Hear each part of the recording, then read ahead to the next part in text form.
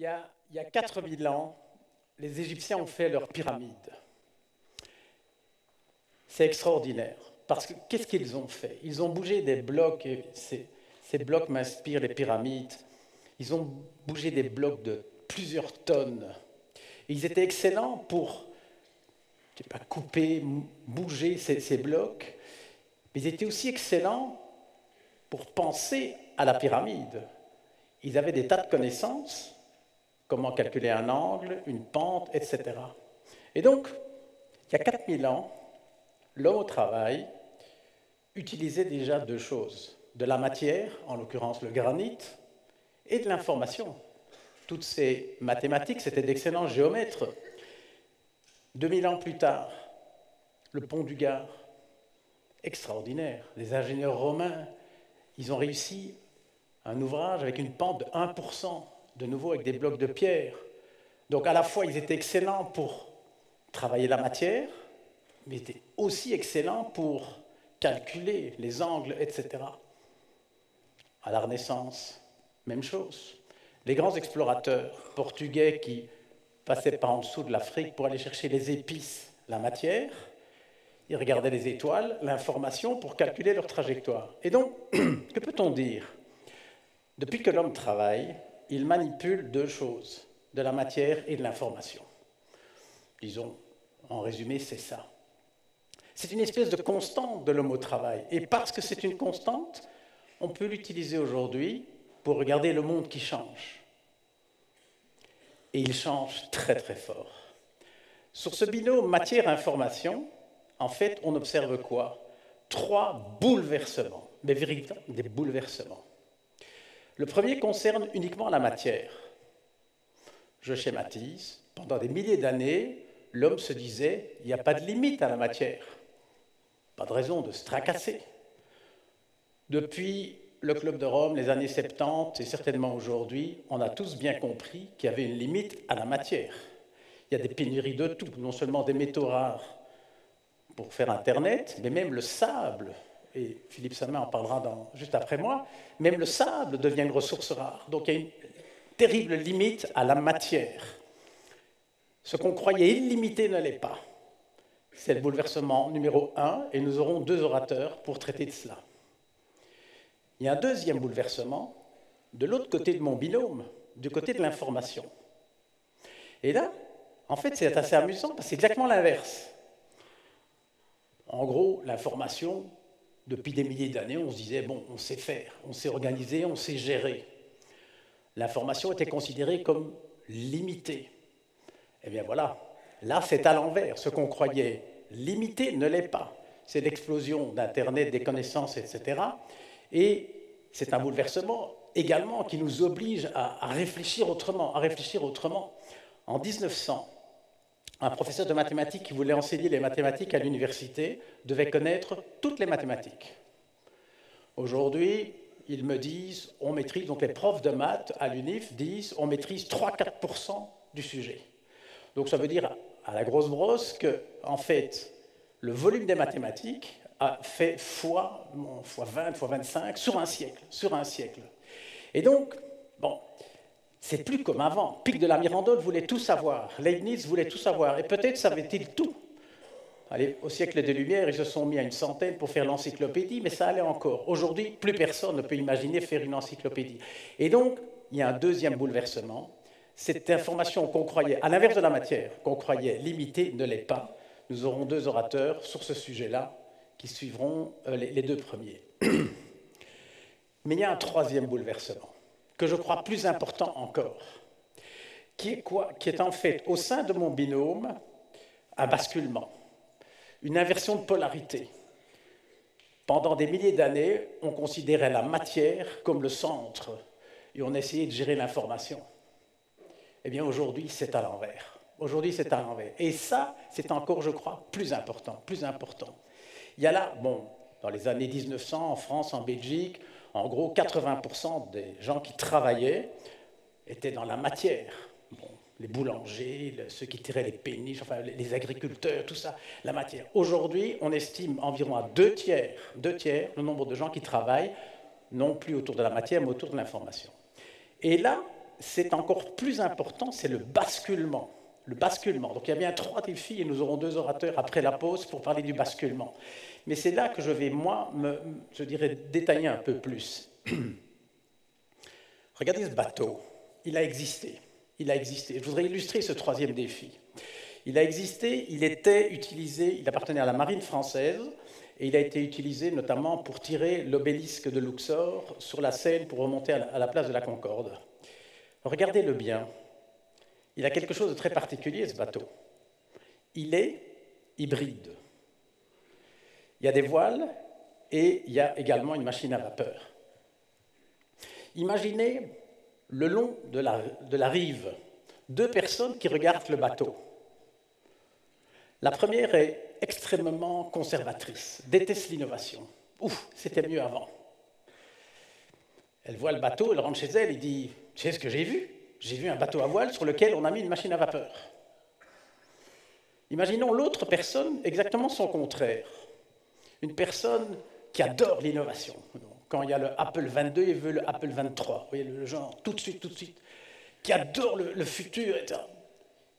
Il voit le bateau, rentre chez lui et dit « Vous savez ce que j'ai vu ? Un bateau à vapeur. » Ils ont gardé les voiles, on ne sait jamais. Mais on voit bien que 2 personnes avec des modèles mentaux différents, je caricature le passé et le futur, vont simplifier de manière différente. Pour le premier, il n'y a pas de gros changement. Simplement, on met une machine sur son bateau à voile qu'il a toujours connu. Pour l'autre, il y a un grand changement dans la tête. On est entré dans une nouvelle ère, l'ère du transport maritime à vapeur. Et donc, le premier message, c'est celui-ci. Nous ne voyons pas le monde tel qu'il est, nous le voyons tel que nous sommes. Bon. En fait, c'est ça. Celui qui est orienté vers le passé ne change pas de catégorie, n'entrevoit pas le nouveau paradigme. Celui qui est orienté vers le futur, il se dit, ici c'est un autre monde. Et c'est ça qu'il va falloir faire pour réussir la transformation, le 3e défi dont je parlais. Si vous êtes dans le mode 1, passéiste, 80 ans plus tard, vous faites ça. 19 ans. C'est le plus grand voilier jamais fait. Et en fait, il n'a jamais vraiment fonctionné. On l'a abandonné après 1 an. Bon. Eh bien oui, il y a un moment donné où il vaut mieux changer de modèle mental.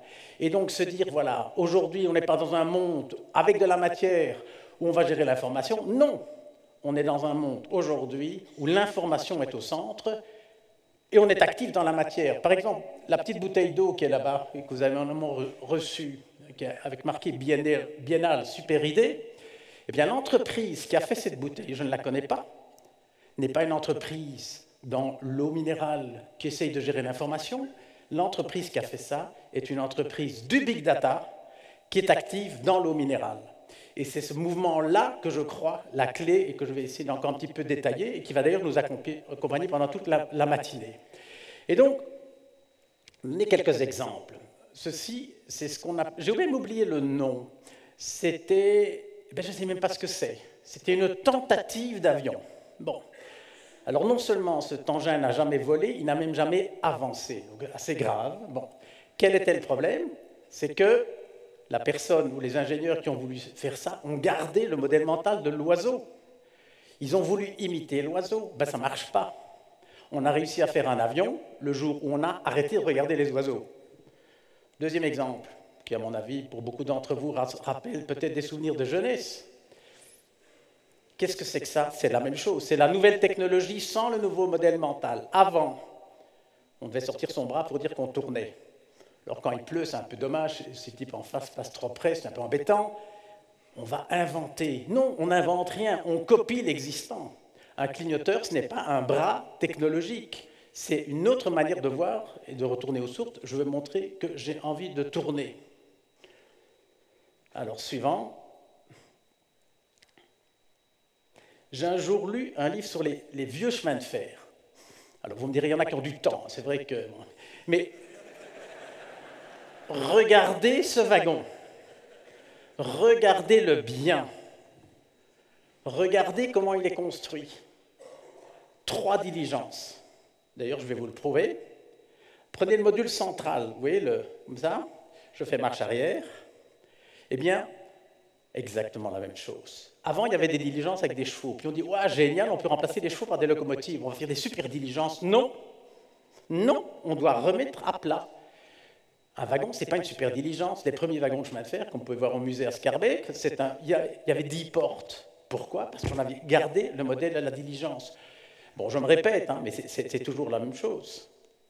Suivant, l'électricité. L'électricité est apparue, et qu'est-ce qu'on a fait? On a pris la nouvelle technologie avec les anciens modèles mentaux. Et on a fait des trucs comme ça, qui bien sûr ne marchent pas. Je crois qu'utiliser l'électricité pour faire bouger l'aiguille consomme 1000 fois moins que le machin, etc., etc. Et donc, on voit bien que c'est le réflexe qui est en nous. C'est de prendre le passé, d'additionner de la technologie et de croire qu'on fait le futur. Eh bien non. Eh bien non. C'est pas comme ça que ça marche. Le futur, ce n'est pas le résultat d'une addition. C'est pas ça plus ça égale le futur. Non, c'est s'asseoir et dire, mais au fond, moi j'ai envie de faire quoi? J'ai envie d'entreprendre quoi? Aujourd'hui que toutes ces technologies existent, je vais y réussir. Et donc, voilà le problème. Nous sommes tous des êtres humains, on n'aime pas trop le changement, et on a tendance à faire ça, à prendre ce qui existe, empiler quelque chose de nouveau. Bon, je ne vais pas me répéter. Internet, ça a été la même chose, ça a été la même chose. Notre génération, en tout cas la mienne, a grandi avec le journal. Bon, dans un journal, quel est le modèle mental? Le modèle mental, c'est l'information qui vient du journal et qui vient en nous. On est rentré dans le monde d'Internet avec le même modèle mental et on n'a rien compris, puisqu'avec Google, c'est exactement l'inverse. Google, c'est nous qui donnons de l'information, Google et tous les autres, je ne vais pas faire de fixation. Et donc, le télétravail, ce n'est pas travailler à la maison. C'est se poser la question de dire, tiens, qu'est-ce que j'ai envie de faire aujourd'hui que ces technologies existent? L'enseignement assisté par, le téléenseignement, les technologies à l'école, c'est pas prendre des professeurs et les filmer. C'est pour ça que les MOOC qui ont fait une espèce de bulle il y a 2-3 ans, et j'en faisais partie, la bulle a explosé parce qu'on a raté le nouveau modèle mental. Il faut penser le futur, je dirais, comme remettre tout à plat et dire, mais qu'est-ce que je vais faire aujourd'hui? Qu'est-ce que je vais faire aujourd'hui? Et beaucoup de gens ne le font pas, et ça ne vient pas automatiquement. Même Amazon, bon, qui est quand même une grande entreprise, regardez, une fois par mois, je reçois de Amazon une publicité pour mes propres livres. Donc,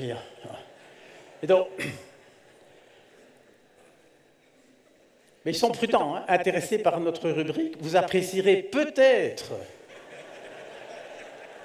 C'est vrai que, bon,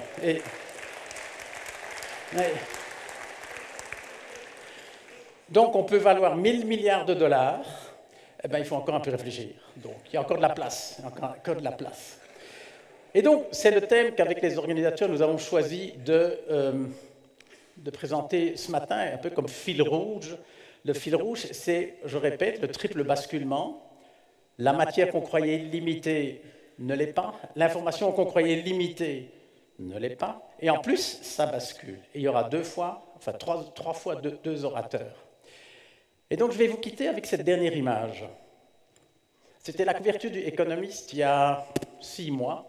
Et le titre, c'était l'information, le nouveau pétrole, ou le data, le nouveau pétrole, etc. Attention à l'équation. À nouveau, oui et non. Oui et non. Et d'ailleurs, c'est intéressant parce que, en fait, le pétrole, on l'a découvert environ en 1850. Eh bien, pendant 50 ans, 35-40 ans, la seule chose qu'on a fait avec le pétrole, c'est le brûler. Pourquoi? Parce qu'on a gardé le modèle mental du charbon. Et on s'est dit, ouais, c'est quand même mieux, ça salit un peu moins les mains, ça prend un peu moins de place. Et bien sûr que ce n'est pas là. C'est vers les années 85 que fut mis au point le premier moteur à combustion. Et la révolution du pétrole, nous sommes bien d'accord, ce n'est pas de l'avoir découvert, de l'avoir fait brûler, c'est de l'avoir fait exploser et de faire des moteurs. Et si vous voulez, pour moi, c'est le message que j'avais envie de vous faire passer. J'adore l'entreprise, je crois beaucoup aux entrepreneurs. Aujourd'hui, le monde des data, bon, il est tout autour de nous, mais je crois que les entrepreneurs qui gagneront, ce n'est pas ceux qui brûlent les data, c'est ceux qui les feront exploser. Merci. Merci. Merci.